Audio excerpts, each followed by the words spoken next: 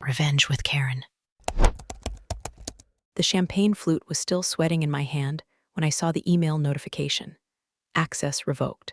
/series B final draft XLSX. My stomach didn't drop, it calcified. I'd been running point on Finchwell's compliance filings since before our founder could spell equity vesting. And suddenly, I was blocked from the one document that determined who actually owned the damn company. That was the moment I knew Mark was going to try something nuclear. Mark, the VP of Strategy. Emphasis on strategy, if your definition includes taking credit for other people's work while greasing your own pole up the ladder. He wore arrogance like it was part of his job title. Charming to the board, condescending to staff, and allergic to accountability. If corporate gaslighting was a sport, Mark would be sponsored by Deloitte. He'd been slithering around compliance for months, slipping into meetings without agendas, circulating his own contract drafts before I'd even reviewed them. But this, locking me out of the cap table before Series B closed, that wasn't just shady. That was premeditated financial fraud dressed in a three-piece suit. Now, I don't scream, I don't storm, I document, I archive. I had built our vault protocol with one core principle: Saya, cover your assets, and mine were very covered. Don't survive 12 years in legal ops without learning two things: how to disappear into wallpaper, and how to booby trap every drawer before someone tries to yank it open. Oh, and speaking of quiet power moves, I know most of you are listening without hitting that little red subscribe button. Go ahead. It's free, it helps the team, and frankly, it's the only kind of compliance that won't get you sued.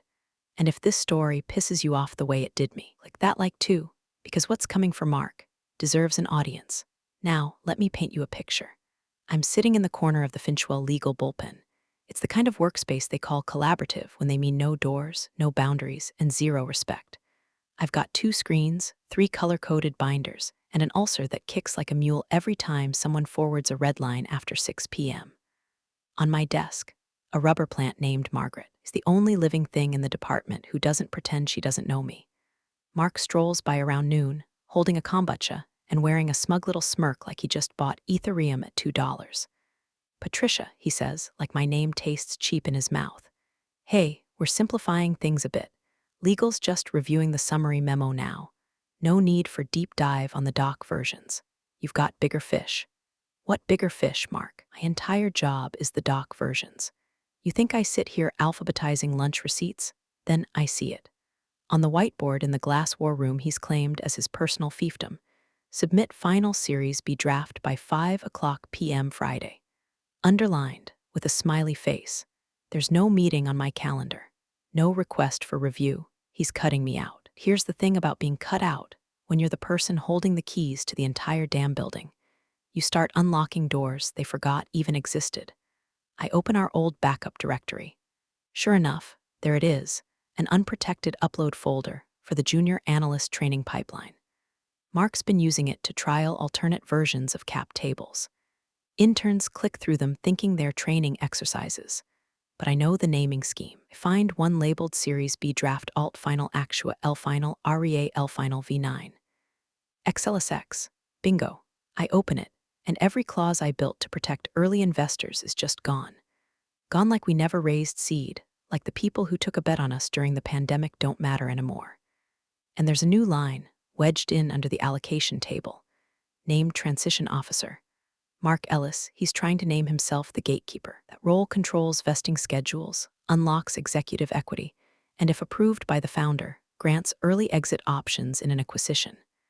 Translation: he's giving himself the keys to the kingdom and a rocket ship out of here. The worst part, if I hadn't checked that backup folder, I'd never have known.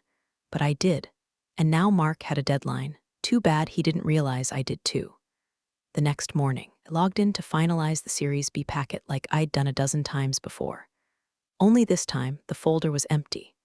I wasn't talking a missing file or a misnamed version. The entire directory was gone from my access tree. I messaged IT, got the corporate equivalent of a shrug, access parameters adjusted at VP discretion. Request permission through appropriate chain. Chain, right, that would be Mark. My desk phone rang a few minutes later. Not Teams, not Slack. Phone, that's how you know they're trying to keep things off record. Patricia, hey. Yeah, we're centralizing the final review process. Nothing personal, this level of funding, it's just bigger picture stuff now. Translation, sit down, shut up, and stay in your swim lane. I thanked him with all the warmth of a fax machine and hung up. That's when a chat popped up in the corner of my screen. Jacob A. Hey, not sure if I was supposed to see this. Found it on the shared folder mark dropped for onboarding. Thought you might want a copy. Attached was a file. Series B compiled V Final XLSX. No caps, no passwords, just sitting in an open folder like it wasn't worth the digital paper it was written on. Jacob was new, quiet. Probably still thought we were the good guys. I clicked, and what I saw made me taste copper. Gone were the drag-along rights. Gone were the pro rata protections. Gone was the unanimous board approval clause for early vesting. Instead, there was a shiny new line buried halfway down the summary page. Named Transition Officer. Mark Ellis Vesting Acceleration, triggered upon Series B closure. And right below that, Performance Bonus Pool, discretionary, allocated by NTO. He was building a golden parachute for himself and cutting the cord to everyone below. Here's the part that made my spine go cold. This version looked official. All the formatting, watermarks, footers. If I didn't know better, I'd think it had gone through legal, which was the point. The guy wasn't sloppy, he was strategic. He doctored this with the kind of plausible deniability only the guilty can afford. And now it was in motion. No alerts, no flags. Nothing to stop it but one woman in flats who still brought her lunch in a Pyrex. So I didn't panic. I documented. I opened the last version I had touched, 4 weeks old but fully certified. Every clause intact. Every contributor logged. I created a mirrored version with fresh metadata, tied it to my compliance vault token, and locked it in. Then I drafted an amendment note, updated per original terms, realigned with grantor agreement dated prior to Series B preparation. I saved it as Vault version Final LC signed XLSX. I shut off the lights in my office and stared out over the parking lot. Below, the executive team was posing for a photographer on the back steps, Mark at the center, arms crossed like he invented the concept of scaling a company. It was a good shot.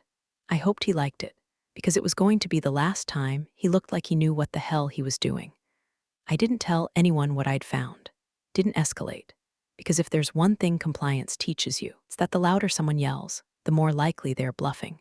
And Mark, he was about to hit send on a bluff worth $48 million, and I was about to let him. It was Friday afternoon when the calendar ping hit. Series B celebration, 3:30 p.m. CEO's Lake House, business casual sparkles. The sparkles was Mark's touch, like he was emceeing a prom for sociopaths. The entire invite reeked of smug overcompensation. Hadn't been looped on the Series B closing in any official capacity. But suddenly, I was welcome to sip rosé with the execs in rented cabanas like a good compliance mascot. I ignored it, at first. Then the follow-up came through. Patricia, Mark asked if you'll be attending. Said he'd really appreciate your presence. Wouldn't be complete without her. Cute. The kind of cute you find at the bottom of a bag of moldy peaches. So I went. I wore navy slacks, blouse from 2 years ago, and flats that said I'll smile, but I won't fetch your drink. The lake house was every bit the cliché. Deck wrapped around a perfectly still reservoir. Caterers in branded polos. Congratulations, Finchwell, spelled out in metallic balloons that shimmered like someone held a Pinterest board hostage. The VCs were already there, polished, buzzed, and bored. Toasts had started. Laughter floated out over the water. And there was Mark, holding court in salmon shorts and a linen shirt unbuttoned one notch too far. He saw me, smiled like a cat about to introduce a mouse to polite society. Patricia, you made it, he called out, striding over, wine in one hand, USB stick in the other. He leaned in as if we were old friends swapping gossip. Don't submit that version, he whispered. His breath smelled like elderflower and entitlement. Just use this one. It's already cleaned up. Faster for everyone. Tucked the USB into my hand like it was a favor, like he was doing me the courtesy. I gave him a small, practiced smile, something between corporate compliance and a death row priest. Then I excused myself. The house had a second floor, a guest bedroom that looked untouched, with a fake coastal painting above the bed and a nightstand stacked with unread finance books. I shut the door, sat down on the edge of the bed, and pulled my laptop from my bag. No Wi-Fi. No problem. I opened the USB. The file inside was labeled Series B, Final No Real Final Approved XLSX. Mark must have thought he was being clever. I wasn't surprised anymore. The same red flags blinked at me like hazard lights. Mark listed as named transition officer. Accelerated vesting for himself and 2 of his drinking buddies on the exec team. Performance bonuses redistributed. Investor protections stripped out like they never existed. Dirty sleight of hand buried under clean formatting. He hadn't changed anything since the analyst version. He just dressed it up for a final act. My pulse was steady, but I could feel the back of my neck go cold. I checked the system time, 4:52 p.m. 8 minutes to deadline. I minimized the window and opened mine, the version locked to my compliance token, backed by the vault, digitally signed and timestamped days ago. There was no question what was legal. No question what was real. I stared at the screen for a long second, then whispered, "You should have left me off the invite, Mark." The clock ticked, the file glowed, and in the background I could hear laughter echoing up the stairs. They were celebrating, but not for long. The USB clicked into the port with a sound that felt louder than it should have, like the universe was warning me this wasn't just a file transfer. It was a trigger. The screen flared to life. The spreadsheet auto-opened, polished and precise. Page 1, cover tab with the Finchwell logo, Mark's name listed as primary contact. Page 2, investor allocation summary, curated to flatter the Series B syndicate. Page 3, executive compensation tables, revised bonus tiers, all perfectly reasonable. Almost, I scrolled, and there it was. Page 7, the final page. Transition officer. Mark Ellis vesting schedule. Accelerated, effective upon submission performance bonus pool. 12% of Series B raised discretionary allocations. Under authority of NTO, it was all laid out. No red lines, no change tracking, just a finished symphony of self-dealing. And worst of all, the early investor protections were gone. The rights of the people who risked it all when Finchwell was running off ramen and unpaid interns. Erased. Drag-along clause deleted. The liquidation preferences watered down. The board approval requirement for vesting changes gone without a trace. Mark had rewritten history, and if I submitted this version, he'd get away with it. I hovered over the timestamp. 4:57 p.m. In another 3 minutes, Finchwell would officially close its Series B. The clock wouldn't care which file went through, only that a file did. I pulled out my compliance token, sleek little cylinder with a blinking blue light and a biometric scanner, the last vestige of my authority. I scanned my thumb, the vault opened, my version loaded, full investor protections intact, vesting schedules approved by board, no discretionary pools, transition officer field left blank because it was never supposed to be filled yet. I attached the certified timestamp. Digital signature locked, logged it to the audit trail. Then I flipped back to Mark's file. Sat there? Because here's the thing they don't tell you about whistleblowing or doing the right thing. It doesn't feel noble in the moment. It feels terrifying, like you're about to detonate your own job from the inside and hope the building lands on the guy who lit the match. My hands didn't shake. My jaw did. 4:58. I took a breath. 4:59. And I hit delete. Gone. The USB still sat there like a guilty cigarette butt after a fire. I pulled it out, dropped it into my purse, and closed the laptop. The silence in that guest room felt like the pause before a verdict. I stood, straightened my blouse, walked back downstairs. The party was in full swing. Mark had his arm draped over the founder's shoulder, both of them grinning like frat boys who thought the keg would never run dry. A toast was being proposed, to bold decisions and brave futures. I poured myself 2 fingers of the Chardonnay no one wanted, and sipped. No one noticed the shift in the air. But in precisely 2 minutes they would. The first sign something was off wasn't the sudden silence. It was the way the string quartet stopped mid-song, like a violinist caught a ghost in the corner of their eye. The laughter hadn't even died yet when the tires crunched on the gravel outside. 3 black subs, no logos, no hesitation, just synchronized purpose, like they were choreographed by litigation itself. The front door creaked open. In walked the founder. Not the glossy press release version in a hoodie and mission statements. No, this was the real founder. The one who hadn't been seen at Finchwell in almost a year. The one who hadn't returned board emails. The one who built the company out of a garage and swore he'd never let it turn into a spreadsheet circus. Behind him, a parade of power. 48 investors. Men and women in custom suits, with eyes that had seen startups rise and fall like dominoes in a monsoon. And in the middle of them all, moving like a guillotine on legs, was a man in a dark gray suit with a leather binder tucked under his arm. No badge, no small talk, just presence. Mark froze mid-toast. Founder, he beamed, recovering fast. This is a surprise. You didn't say you didn't have to, the founder said, brushing past him. Room was still holding smiles like props at a bad theater audition. No one knew what to do.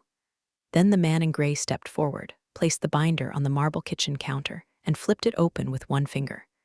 This, he said, voice calm as a morgue, is the real cap table. Time-stamped. Vault certified. Full compliance chain. He paused.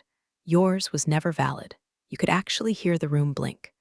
One of the VCs set down their champagne glass quietly. Another checked their phone and then put it away slowly. Mark laughed. Just once. Too loud. Sorry, I'm not sure I follow. We submitted the file. It had all the updates the lawyer didn't even look at him.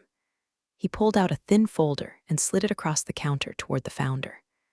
Included here are the metadata logs showing the deletion of an unverified version at 4:59 p.m., followed by the formal locking of the certified document by the vault administrator. He turned his head just slightly, looked at me, didn't nod, didn't smile, just acknowledged. And in that moment, every silent alarm in Mark's skull must have gone off at once. Wait, Mark stammered, palms out like he could physically push this moment back in time. There's clearly been some confusion. Patricia didn't have clearance to. She never lost clearance, the lawyer said. She had control. The founder stepped forward, opened the binder, and tapped the signature page. This is the only version we'll be honoring.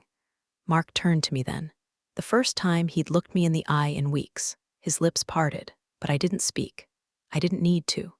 The wine in my glass tasted better than it had all night, and somewhere behind me, the string quartet picked up again. But they weren't playing for Mark anymore. Binder was still open when the lawyer calmly flipped to the final page. No drama, no flourish, just precision. Like this was all part of a long, methodical funeral, and he was the undertaker. He tapped a line with one gloved finger. Per compliance protocol, the Series B grant requires designation of a named transition officer to authorize vesting acceleration. Then he looked up. Deadpan. Clinical. So, who's the named officer on record? The room froze. Mark blinked again, then opened his mouth. Well, the version I submitted, you didn't submit a version, the lawyer cut in, his voice still oddly gentle. You attempted to, but it was deleted. At 4:59 p.m. The only certified version was uploaded by the vault keyholder, whose biometric ID has been on record since 2019. Another pause. Then the founder stepped forward and placed both hands flat on the counter. It's her, he said. Always was. He nodded toward me. Mark turned so slowly you'd think he'd just been told the floor was made of glass. He looked at me like I'd changed languages. Like I'd turned into a wall he hadn't noticed until he slammed face first into it. His face drained 3 shades paler, because he understood. In one sentence, the founder had gutted every angle Mark thought he had. If I was the named transition officer, the moment Mark removed that clause from his version of the file, his own vesting acceleration became void. It had never been triggered. No vesting meant no bonuses. No bonuses meant no early exit. No exit meant he was just another employee, stuck holding a flaming bag of shareholder lawsuits. And worse, it meant every change he made, every deletion, every manipulation was done without authority. Unauthorized tampering with investor-facing documents. Personal gain. That binder in front of the founder wasn't just a spreadsheet. It was a fuse. Mark's eyes flicked around the room, searching for an ally. The CFO had stepped back. The general counsel was staring into his glass like it held the secrets of the universe. And the founder, still just watching him, like a man watching a raccoon try to open a locked dumpster. Mark turned to me. One last, desperate flicker. Patricia, this is a misunderstanding, right? We're all trying to get this closed. I didn't speak. Because silence was the only answer that mattered. What was I going to say? That I'd seen this coming? That I'd left the named officer field blank on purpose in every previous version just to see if anyone would try to fill it? That I'd told myself 2 years ago, after the first time Mark tried to hijack a draft, if he ever gets close again, I'll be ready? I didn't have to. It was all there in the logs. In the metadata. The binder. Mark stepped back like the air had turned thick. His mouth opened again, then closed, like he'd finally realized every move he'd made was visible from space. The lawyer shut the binder. Mark reached for his glass, missed it, and bumped the counter instead. He didn't notice, but I did, because that tremor in his hand, that was the sound of someone learning they were never in charge. They were just playing dress-up with someone else's keys. Lawyer adjusted his tie like he was settling in for a final act. The kind of gesture you make right before delivering news that ruins someone's month, maybe year. He turned toward me, slow, respectful, like he already knew the answer but wanted the performance to have its proper weight. "Miss Carr," he said, "do you have the vault key?" I didn't answer right away. I reached into my purse, the same black tote I'd carried for years, one Mark once referred to as Mary Poppins meets IRS. I pulled out a matte black token, oval, cold to the touch. No one in that room had ever noticed it before. Of course they hadn't. It wasn't a badge. It wasn't status. It wasn't something you bragged about in a Slack channel. But it was the reason their company wasn't already halfway to indictment. I handed it to the lawyer wordlessly. The token blinked once, blew, then glowed steady. He placed it on the table beside the binder and connected it to his laptop. With one click, the screen populated. A full ledger of every document uploaded, amended, submitted, or even touched inside the Finchwell Compliance Vault since 2017. Every user, every version, every digital signature. There, highlighted in red, user Mark Ellis action. Attempted override of Series B compiled v final XLSX timestamp. 4:58:17 p.m. result. Rejected by Vault admin L. Car log note unauthorized vesting edit detected. Submission blocked. I didn't say a word. I didn't need to. But I did allow myself one soft sentence, barely above a whisper. Every change was documented, including who tried to tamper with it. Mark made a noise, half breath, half choke. The founder looked at him with a face I'll never forget, not anger, not confusion, just disgust. The kind that says I trusted you near my company, and now I can't trust you with my garbage. Then came the words, the quiet ones, the ones that stick. You just triggered a fraud clause. Mark blinked. What? No, I mean it's just a look, I didn't submit anything. I was going to run it by, the founder didn't raise his voice. He didn't have to. Drafted it. You deleted clauses. You named yourself transition officer.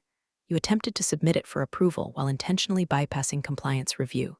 That's textbook document tampering with intent to defraud shareholders. Mark's mouth hung open. The room wasn't even breathing. One of the investors, an older woman in a navy dress who hadn't spoken all evening, let out a small, very amused exhale. Mark turned toward the lawyer. This doesn't have to go formal, right? I mean, we can just roll back to, but the lawyer was already opening a second folder.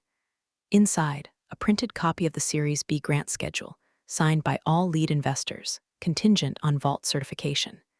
Contingent on my approval, which meant that even if Mark had succeeded, the deal would have collapsed the moment the investors ran due diligence. The founder closed the binder, stood up, and said, "Get him out of here." Mark stammered something that sounded like clarify, but mostly came out as air. Two internal security officers stepped forward, not in suits, but the discreet kind who look like background furniture until it's time to move someone. They didn't touch him, didn't need to. Mark walked out, shoulders rigid, like he still thought posture might save him from a subpoena. I watched his back until the door shut behind him. No gloating, no applause, just the hollow click of a man walking off the stage he thought he built. And me? I exhaled. Not relief, not pride, just reset, because we weren't done. Not yet. The room slowly began to rehydrate, like a glacier thawing under fluorescent lights.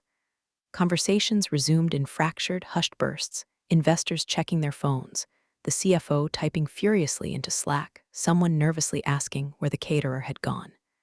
No one made eye contact with the founder. Legal counsel snapped his laptop shut with the finality of a judge's gavel. I was still standing near the marble island when the founder turned toward me, his voice stripped down to something real.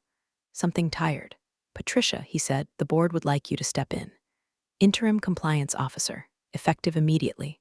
No ceremony, no handshake. Just a request that carried the weight of institutional trust, rebuilding itself on the bones of a failed con." I nodded once, not out of shock, but because I had known. Maybe not the when, but the how. I knew someday Mark would overreach, and I'd be the last safeguard standing between Finchwell and a class action apocalypse. "I'll need my laptop," I said simply. One of the executive assistants, eyes still wide from the fallout, rushed out to retrieve it. She returned moments later with the leather case I'd left upstairs, clutching it like it was radioactive. I opened it on the counter. Everything was still running, vault window still open, logs still active, my timestamp still glowing like a final heartbeat. Mark was gone. Escorted, not fired. Under review, they'd called it. corporate purgatory. It was a stalling tactic to soften the investor calls, to slow the internal gossip mill. But we all knew what was coming. That binder didn't just prove manipulation, it showed intent. And the moment that word lands in a lawyer's mouth, conversation shifts from mistake to liability. Still, I didn't gloat. I clicked through the logs, made a few final notes, and shut the lid. The founder pulled me aside as the crowd dispersed, VCs heading for their Teslas, champagne glasses half full and forgotten on outdoor tables. He didn't apologize, didn't thank me. He just said, "We almost let him bury everything." I looked out toward the lake, where Mark had posed hours earlier, drink in hand, smug with the kind of confidence only borrowed power can give you. "Not on my watch," I replied. He nodded. That was it, no long speech. No flowery redemption arc, because men like Mark don't just trip and fall. They dig their own pits, decorate them with mirrors, and jump in with both feet. But here's what they never see coming. Compliance doesn't wear armor. It wears cardigans. It keeps receipts. And it always has a backup plan. I looked down at the token, still blinking on the counter. There was one last log no one had asked about yet. A metadata trail I hadn't submitted. One that would explain exactly how Mark got access to the grant folder in the first place. I'd been saving it, because sometimes justice doesn't come in one punch. It comes in stages, and I had one more stage left. The emergency board session was scheduled for Monday morning at 7:30 a.m., corporate equivalent of a firing squad at sunrise. No muffins, no catered coffee, no greetings, just a glass table, too many suits, and a silence so thick you could pour it in a mug. I walked in alone, carrying a single manila folder. No briefcase, no legal team, just the file. The board chair gave me a nod. Legal counsel already had the conference call running with outside compliance. I took my seat. No fanfare. "Let's begin," the founder said. Opened the folder and passed out 5 copies. No PowerPoint. No 12-page write-up. Just a series of vault access logs. Highlighted, annotated, dated. At the top, one simple title: Unauthorized Access Escalation. Analyst Coercion Attempt 4/29/25, page 1. A metadata trail showing a Slack message from Mark to Jacob, the junior analyst who'd quietly handed me the original shadow file. Page 2, a Venmo transfer, $2,500. Labeled consulting, but timestamped within 20 minutes of the Slack thread. Page 3, an email drafted by Jacob, never sent, with instructions to backdate a cap table revision to align with investor expectations. Mark had written the quote. Jacob had saved it as a draft in panic, then forwarded it to me 2 days after the party, asking, should I be worried? Page 4, confirmation that Jacob never made the change, never touched the vault, and forwarded all communications immediately. Page 5, a final screenshot, Mark in Slack again, writing, let's just fix this. Legal won't catch it. If you do this, you'll move fast here. I'll make sure of it. I didn't look up. I didn't need to. The silence swelled until the board chair let out a low breath and said, Jesus. One board member closed the file without finishing it. Another looked straight at the founder and asked, do we even need to vote? The founder didn't answer. He just glanced at me. I nodded once. They voted, unanimous. Termination with cause, no severance, no stock payout, no bonus vesting. And yes, the SEC was notified. The CFO stood and left the room to initiate the necessary filings. I sat there as calm as a stopped clock. Then the board chair turned to me. Patricia, we'd like you to step in permanently. Chief Compliance Officer, effective today. I didn't smile. I just stood, walked to the head of the table, and opened my laptop. First order of business, I said, eyes on the room. No one edits files off vault again, ever. They all nodded. Then the founder leaned forward and said, almost to himself, you know what's wild? Mark's VP title was provisional, buried in the bylaws. Conditional on Series B compliance approval. He looked up. You never approved it, did you? I met his gaze and replied, no, I didn't. The room stayed quiet for a long moment. Mark had never been a real VP. He signed contracts, bossed around analysts, rewrote history in spreadsheets, but legally, he was just a guy with a title he never earned. A title that collapsed the moment someone asked, who approved this? And the answer was, no one, because I never did. And that made all the difference. Big thanks, you legends of the old office days. Subscribe to keep the switch-flicking chaos alive. Your ex-boss is shaking in their loafers.